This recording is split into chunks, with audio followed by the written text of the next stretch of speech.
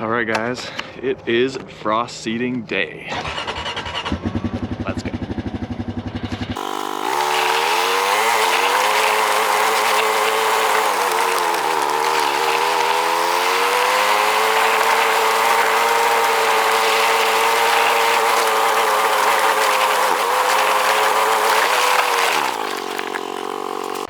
Hey guys, not really a super educational video today, but we finally have some mostly uncovered ground with the snow being gone. A couple days here in the 40s, and I have a few areas that I want to get some seed down.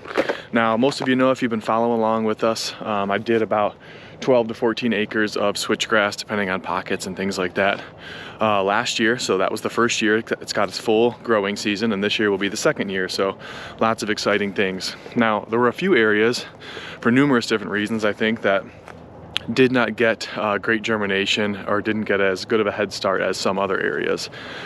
Some of them just being due to sunlight. I'm going to show you right here. You can kind of see along the tree line, definitely not as great. And of course, switchgrass is in here. I had mowed a path, more switchgrass, and then the farmer had just a little bit of area that I wasn't going to get to last year. But there definitely is some weeds, some foxtail right here mixed into that. But in general, I think it's going to come back pretty strong. So I'm happy about that. So I'm going to go ahead, reseed some of these areas. Hopefully, it might not grow as tall, but I do think we will get some growth along the edges there. And then the main area is in the back. I'm going to show you. It's about 2.5 acres, and there was some snow when I seeded it last year. I'm not positive if that was the effect, but I did mow it. I did spray some azine. I did do, all of the steps that we've talked about previously, so I'm not quite sure. The only thing I can think of is maybe the snow did have an effect and the seed somehow got blown away a little bit or washed away, even though we have fairly level ground. So we're gonna get started on that. Maybe do one other thing while we're here today and possibly look for a shed or two. So wish me luck on that. It is early March right now. I think the 1st or the 2nd. And there are a ton of deer out and about. I don't know if it's because the snow got uncovered and they're scrounging for food, or numerous different reasons. It's a nice chilly day, but not very windy. It's just cool. Things are still mostly frozen, so sometimes I like to sneak out here real quick before work, do what I need to do before things thaw out, and maybe I can't drive the ATV around because it's too wet and things like that. But we had deer out here on the camera, at least 7:30, some poop everywhere. 7:30, a little after 8, just a half hour ago, and actually one of them are even still holding their antlers here in March, which I know is totally possible, but I've finally been starting to see bucks, the pedicles where the antlers have fallen off on camera. So that's kind of cool, but was surprised to see this young buck holding on to, his forkhorn or whatever. All right, got the smaller area overseeded a little bit. We're gonna head over to the big area.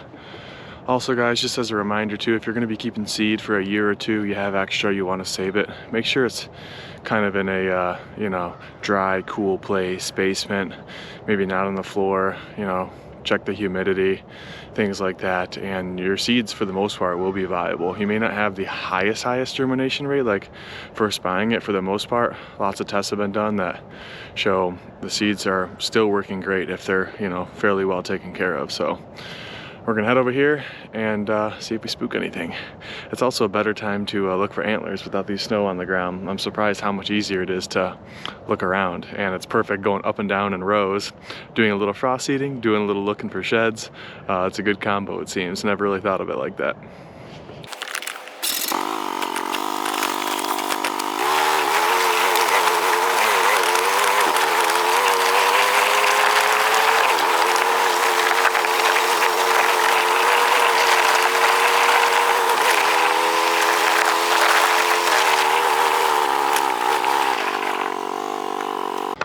So maybe you guys could tell where I just drove through. I mean, it was pretty good germination. They, some stuff mixed in, but it looked pretty solid. But when we get into this field that we just got into, that we're gonna be reseeding, you can see there's definitely more stuff mixed in with this switch that will be competing a little more, even more so when we get closer to the food plot over there, you can see a lot of this stuff that's down a little more, that's actually the switch. And a lot of these weeds and things in Johnson grass and our foxtail and whatnot that are sticking up more, that's not switch.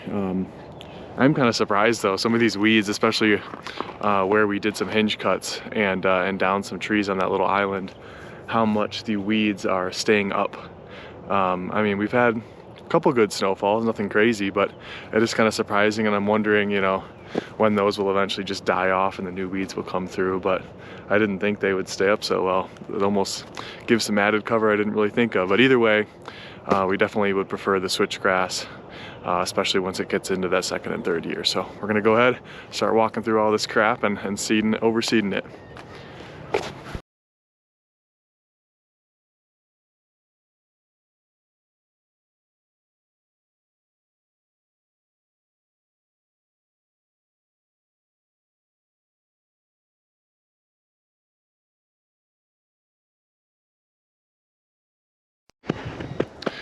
No sheds yet, but man, this is a nice track right here.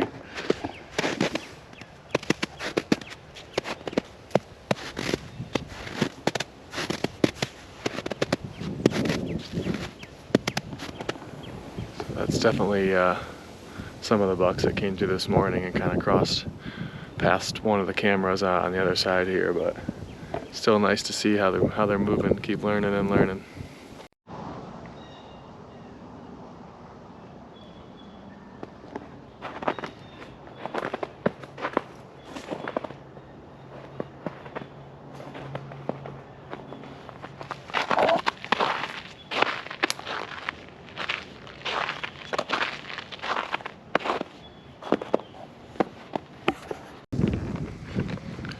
Alright guys, we're out here at the edge of the plot that didn't do so well, and the trails are going that way and that way around the corner. But I wanted to show you what I meant when I said, you know, a better stand, this being almost pure switch. Mowed just about everything twice, for sure this though, and you can still see a few things here and there, and might need one more mowing potentially, but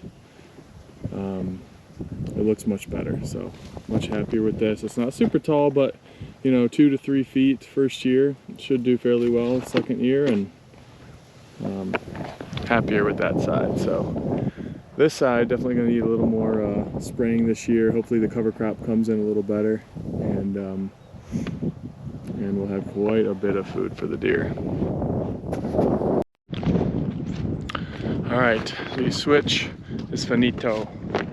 So we are now going to grab some clover, and if you watched Saving September Food Plots, I believe we put some rye down. We also put some clover down in the fall. That was to get some of that seed hopefully going, and some of the hard seed for the following spring. But just to be sure, because I really want you know, part of this to be clover to build the deer herd, I'd like it to come in okay in the spring, and we mostly know that that's pretty difficult.